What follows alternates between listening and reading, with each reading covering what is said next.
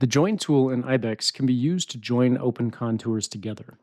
When I activate it from the ribbon, my cursor changes to indicate I'm in join mode, and orange circles highlight the ends of contours that can be joined together.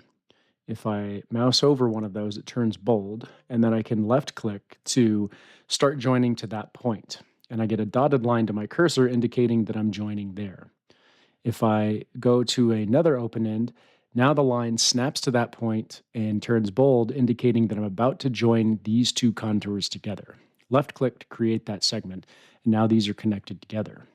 And I can repeat that for any number of contours in my workspace, and then right click to exit the tool. That's it for the join tool in Ibex.